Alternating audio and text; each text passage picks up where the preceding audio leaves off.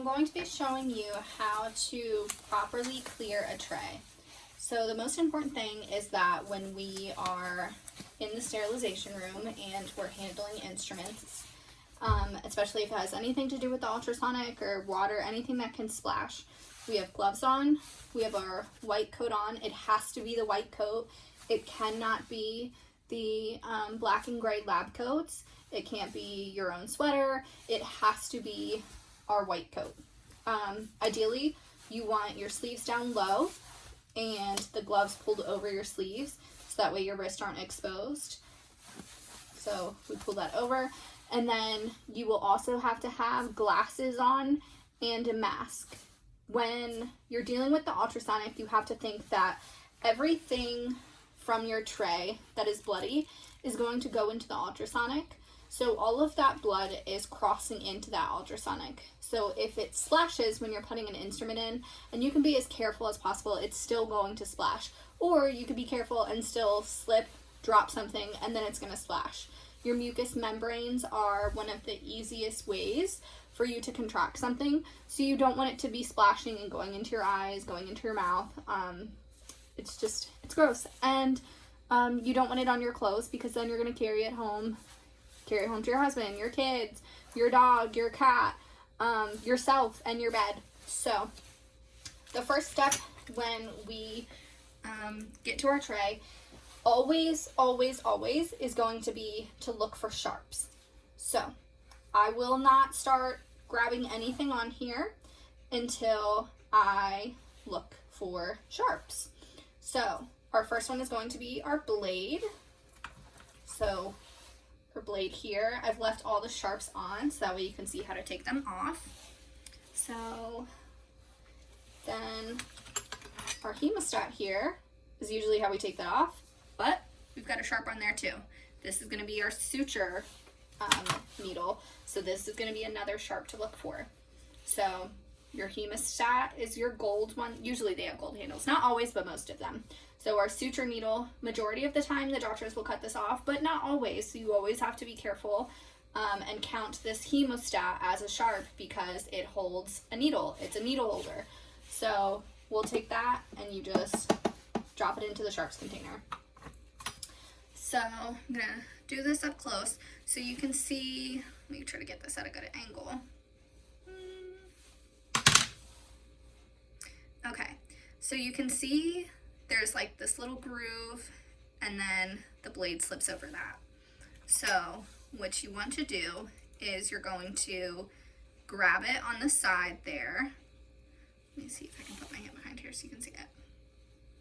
So you're gonna grab it on the side and you're gonna turn it up.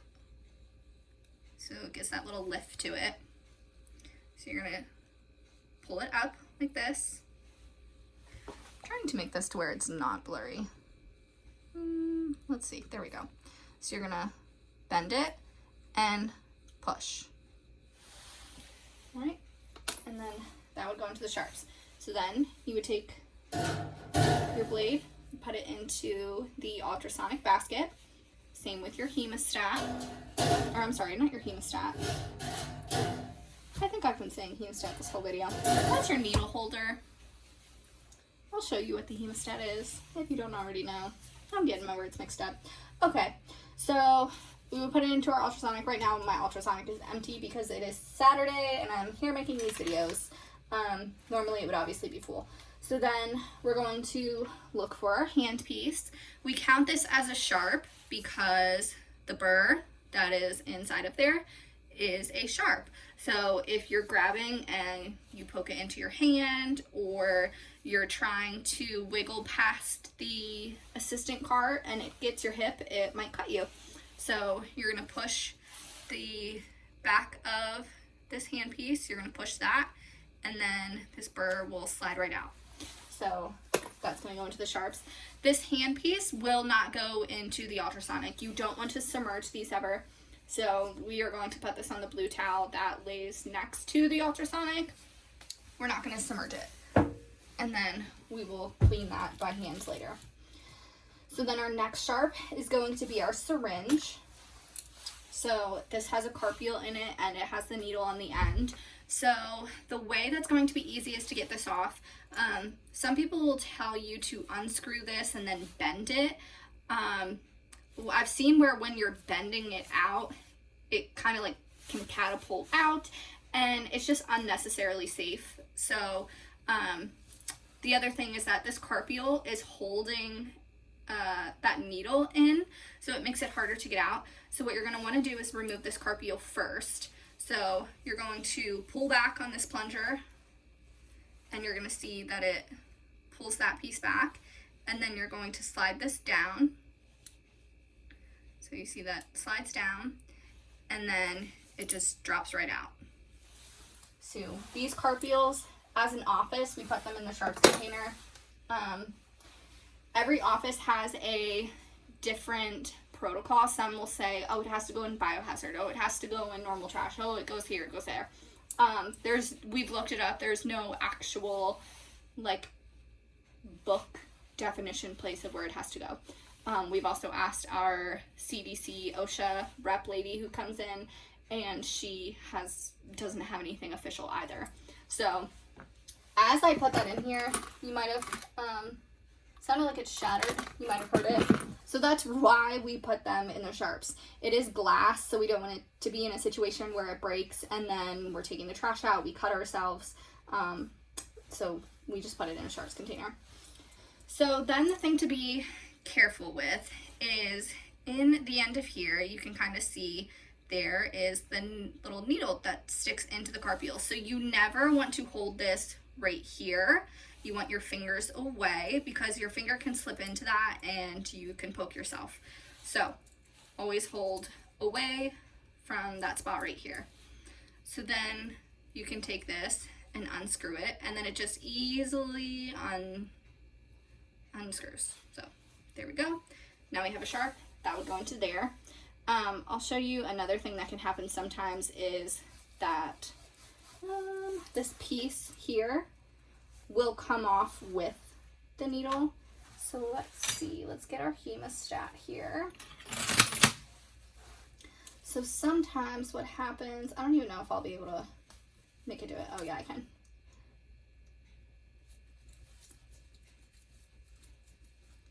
There we go. So sometimes, it's gonna come off, of course. So sometimes what happens is that silver piece from the syringe itself will also come out.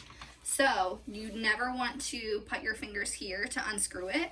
You're going to grab a hemostat and then unscrew. If you can't get it, ask the doctors and they can help you. But you never want to unscrew it with your hands. So if that happens, just use a hemostat. The other thing with this that can come unscrewed, this one's on there pretty tight, but your little ring here might come unscrewed, so you just have to screw it back on. So that should be all of our sharps. So our blade, our needle holder, our syringe, and our hand piece. And actually one more that I consider as a sharp as well is our scissors. If you poke yourself too hard, or if you slide across here, you could cut yourself. So I count that as a sharp as well. So that is all our sharps at this point.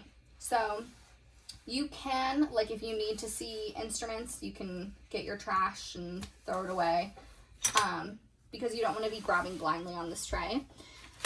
We, as an office, know that a paper towel rolled up like this, everything inside of it is trash. So we will, on the assistant tray, you have your suctions, your mouth mirror, your scissors. We don't just roll this up like that, because that mirror that's inside of there will get thrown away. We as an office know that if it's rolled, everything inside of it is disposable. So if it's rolled, it goes in the trash. So don't leave anything in there. Usually if it's heavy, you can tell, but as a standard, if it's rolled, it's trash. So now we would just take everything, putting into the ultrasonic.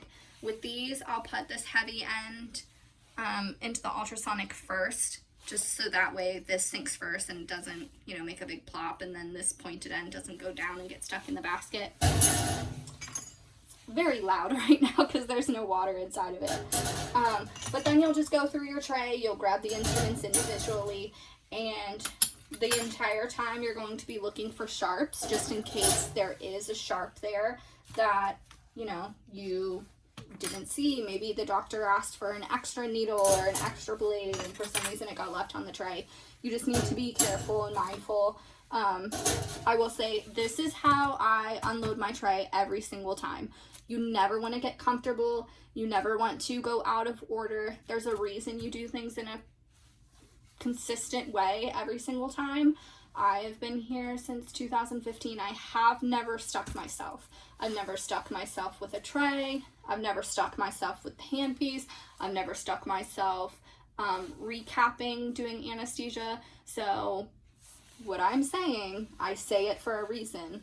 If you do it the same way every single time, and you're careful with what you're doing and you're paying attention, it is possible to go without a needle stick injury, which is what you want every single time. So don't take it for granted. Don't just think that, you know, you're gonna pay attention to your tray and that you can come to the tray and start grabbing instruments in whatever order you'd like, because that's how you get complacent and that's how you stick yourself. And you never want to be in that situation where you're fearing if, you know, you've contracted something. You just want to protect yourself as much as possible. Always pay attention. Like I said, always do it the same way every single time. No matter how long you've been here, a needle stick or, you know, sticking yourself with a scalpel, it is always possible. So don't take that for granted. So now what I like to do is we usually will take the trash that's still on here and kind of roll it up into a bag just so that things aren't like overflowing out of the biohazard. So what I will do is I will use this kind of wall here to push this tray off and just kind of dump everything into there. So now we are left with our tray. I cannot clean this tray with these gloves because these are dirty gloves and we want this tray as clean as possible. So I will take these off. I'm going to get new gloves.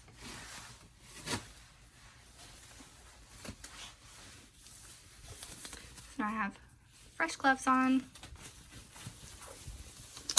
You're going to take your Diacide, spray your tray,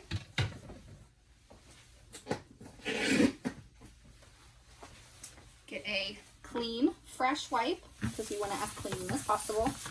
I'm going to wipe down this tray. So I will wipe down the top and the sides and then pick it up and wipe all the sides and then wipe the bottom. Never putting this back down after it's been wiped, because if you set it back down and like if you start, let's say you start with the bottom, right? You start with the bottom, now you do the top.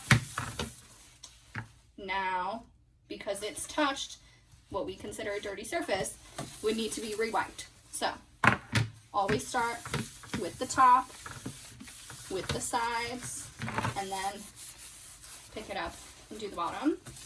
And then you'll slide this into the drying rack for it to have its contact time. So contact time means that there is a time that the cleaner needs to be in contact with the surface in order for it to do its job. The contact time for the cleaners that we use, which are Diacide, excuse me, Diacide and Cavicide. There's some things that it kills in 30 seconds, other things is a minute. So contact time for Diacide and Cavicide is going to be 1 minute. So that also means that if you wipe a countertop down, it needs to sit there for a minute before you set anything clean down onto that countertop. Okay, so then once everything is into the ultrasonic, oh, excuse me, those Diacide fumes are killing me. Once everything is into your ultrasonic, then you would run it for 10 to 15 minutes. Each ultrasonic is fairly different. Let's just spin this around here. So as a note, your ultrasonic always has to be completely filled to the fill line, otherwise it can break. So you would have this, you would have the enzymatic solution tablets that are in here. Sometimes there's a liquid enzymatic solution. Every office is different. But once it goes into here, it would run. We would close this. Everything we touch on this sterilization side, we're going to touch with gloves on. Same thing, you know, when we come back and we take this lid off, we're going to take the lid off with gloves on. We're going to lift the instruments out of here with gloves on, spraying them down with gloves on. The most important thing is that the enzymatic solution is not a disinfectant. It is only there to break down the blood off of the instruments that we're using. So these instruments are not disinfected in any way, shape, or form. They are very much exposed to the pathogens that are in this office.